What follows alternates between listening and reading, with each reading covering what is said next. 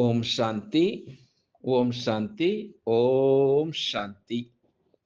நாம் தொடர்ச்சியாக பாக்கிய விதாதாவிலிருந்து ஒவ்வொரு நாளும் சரி, மூத்த ராஜயோகினிகள், மூத்த ராஜயோகிகள், ஆதிரத்தினங்கள், தீதிகள், தாதாக்கள் எல்லாரும் சரி, தன்னுடைய அனுபவத்தினை ஒவ்வொரு நாளும் சரி இந்த பாக்கிய விதாத மூலமாக நாம் பார்த்து கொண்டு வருகின்றோம். அந்த வகையில இன்னைக்கு பார்க்கக்கூடியவர் மும்பையிலிருந்து காட்கோபரிலிருந்து பிரம்மா குமாரி நளினி சகோதரி. இவர் 4/4/1942 ஆண்டு பிறந்தார். அவர் சரீர விட்ட நாள் 9/2/2025 அன்றைய நாள் அவர் சரீர விட்டார். மும்பையிலிருந்து உடம்பு முடியாமல் காரணத்தினால் 83 வயதில் சரீர விட்டார். கிட்டத்தட்ட 63வது அவரு ஏஜ்ல இருக்கும்பொழுது சரண்டர் ஆகியிருந்தார். யக்ஞத்துல பிரம்மகுமாரி ஈஸ்வரி விஸ்வவித்யாலயத்துல சரண்டர் ஆகியிருக்கின்றார். முழு சமர்ப்பணம் ஆகியிருக்கின்றார். அவர் 14 வயதுல இந்த ஞானத்திலே வந்து கொண்டிருந்தார்.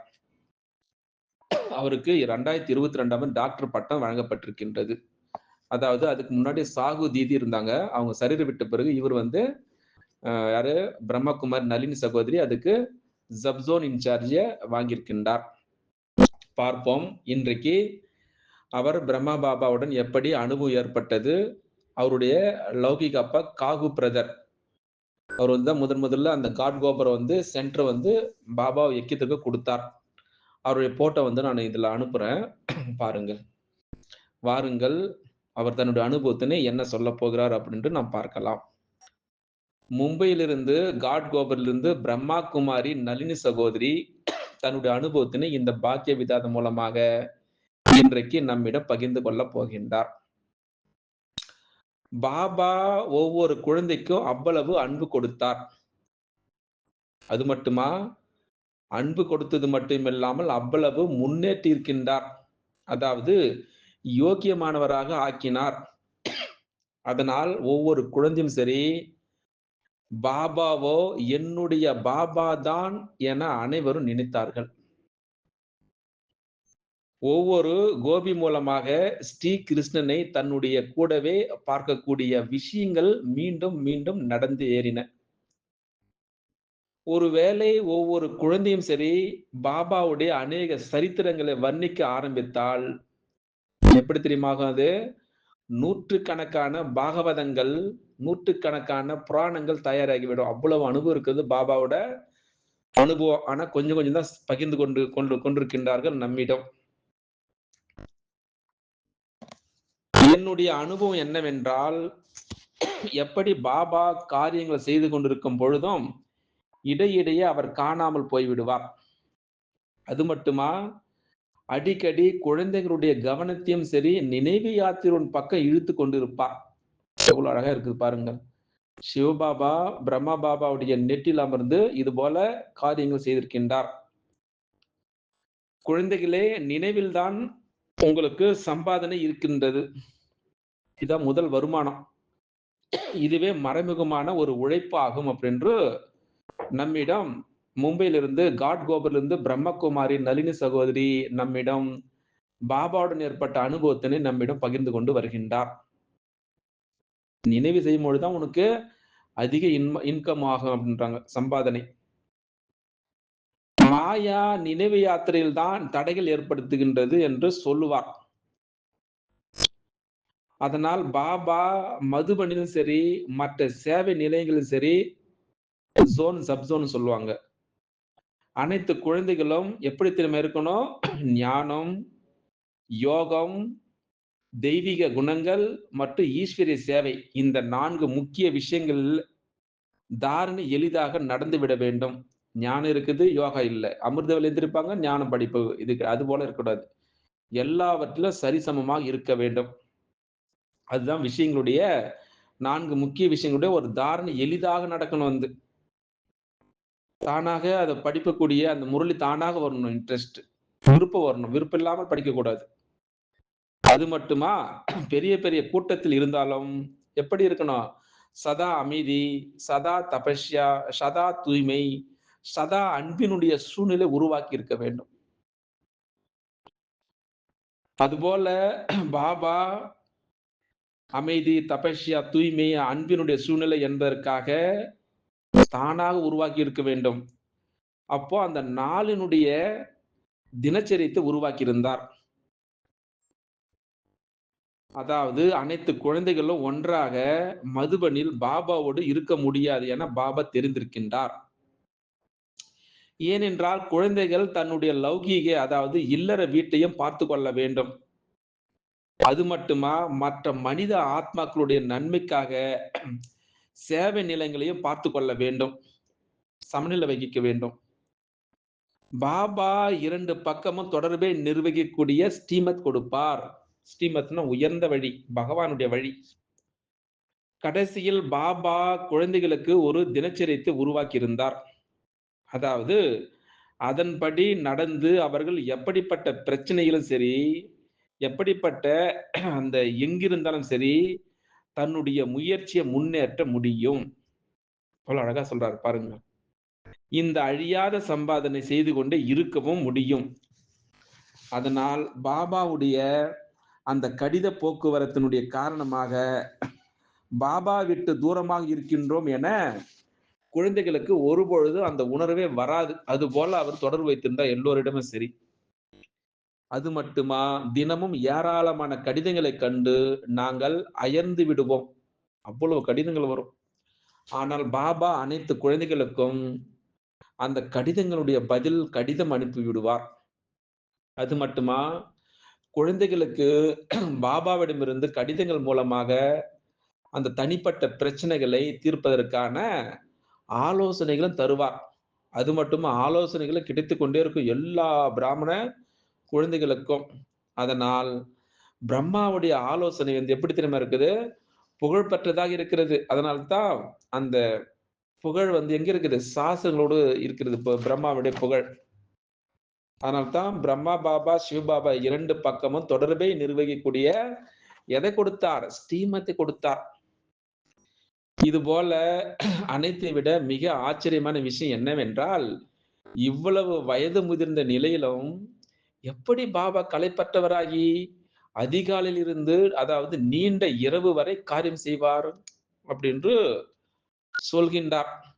இவ்வளவு பெரிய மதுபன் அந்த யக்ஞத்தினுடைய நூற்றுக்கணக்கான சேவை நிலையங்கள் இல்லறத்தில் இருக்கக்கூடிய ஆயிரக்கணக்கான குடும்பத்தினருடைய முழுமையான பொறுப்பை நிர்வகித்துக் கொண்டே கூட பாபாவை எப்பொழுது பார்த்தாலும் முற்றிலும் விடுபட்ட அந்த கவலையற்ற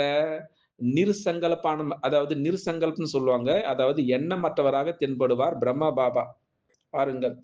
இவ்வளவு பேலன்ஸ் செய்த வயது முதிர்ந்தானவர் பிறகும் இவ்வளவு பெரிய அலௌகிக இல்லறம், இவ்வளவு ஈஸ்வரிய காரியங்களை நிர்வகித்துக் கொண்டே நேரம் முடிவடைவதற்கு முன்னமே என்ன செய்வார்? சம்பூர்ண நிலையை அதாவது அவ்யக்த சிதியை அடைந்து விடுவதற்கான சாமர்த்தியம் பாபாவிடம் இருந்தது. இது அவருடைய அதிசயம் அப்படின்று பிரம்மகுமாரி நளினி சகோதரி நம்மிடம் பாபாவுடன் ஏற்பட்ட அனுபவத்தினை நம்மிடம் பகிர்ந்து கொண்டு வருகின்றார்.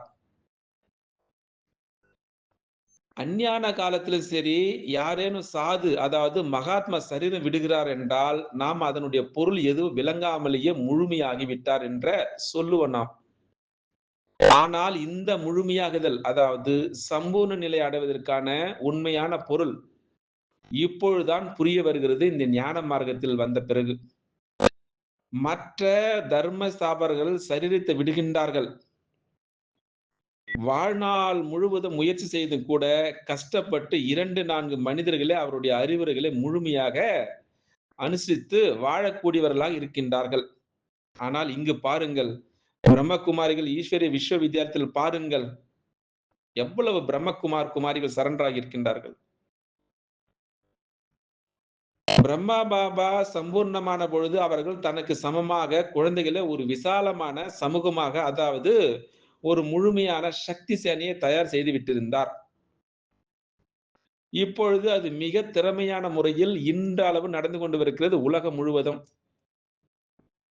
இது அலௌகிக ஈஸ்வரிய காரியத்தினை முன்னேற்றிக் கொண்டே முழுமையாக்குவதில் களத்தில் உள்ளார்கள் இன்று வரையிலும் சரி. அது பிரம்மகுமார்கள் இருந்தாலும் சரி, பிரம்மகுமாரிகள் இருந்தாலும் சரி, அவ்வளவு இன்றளவும் சரி உயர்ந்து கொண்டுதான் இருக்கிறது. இது கடைசி ஒரு அனுபவம். பிரம்மா பாபா சாகார ரூபத்தில் நம்மிடையே இல்லாமல் இருந்தாலும், அவ்யக்த ரூபத்தில் இன்று கூட அவரே நம் வழிகாட்டியாக இருக்கின்றார். அது மட்டுமா, நாம் அவருடைய குடைநிழலில் நடந்து கொண்டிருக்கின்றோம். அவர் நம்மை மேலே உயர்த்துவதற்காக மேலே சென்றிருக்கின்றார் சூட்சும வதனத்திற்கு. அதாவது நம்மை சம்பூர்ணமாகுவதற்காக சம்பூர்ணமாகியிருக்கின்றார். உண்மையில் பார்க்க போனால் சாகார பாபாவுடைய ஒரு சரித்திரமும் சரி, குழந்தைகளாக நமக்கு சரியான ஒரு வழியை காட்டுவதில் அவ்வளவு உதவிகரமாக இருக்கிறது. 42 பொறந்து 83 வயது சரீர விட்டிருக்கின்றார். 2025 தான். பாருங்கள், இவர் பிரம்மாபாவை பார்த்திருக்கின்றார், மம்மாவை பார்த்திருக்கின்றார். நாளைக்கு மம்மாவுடன் ஏற்பட்ட அனுபவத்தை பார்க்கலாம். எவ்வளவு அனுபவித்திருக்கும். அதனால் அதாவது 1969 பிரம்மாபா சரீர் விட்டார். அவர் சரீரம் விட்டு சூட்சும அந்த ஒளி உடலை எடுத்திருக்கின்றார் சூட்சும வதனத்தில். அங்கிருந்து நமக்கு இன்றளவும் சரி, நமக்கு அந்த அனுபவத்தினை கொடுத்து கொண்டிருக்கின்றார் பிரம்மா பாபா. அதனால் சாகார பாபாவுடைய சாகாரம் என்றால் இந்த சத்தம் வரக்கூடிய உலகம். மதுபல்ல வாழ்ந்து விட்டு போயிருக்கின்ற உடல்ல அந்த 5 அதாவது இந்த சாகார உடலை எடுத்து அவரு நடித்திருக்கின்றார்.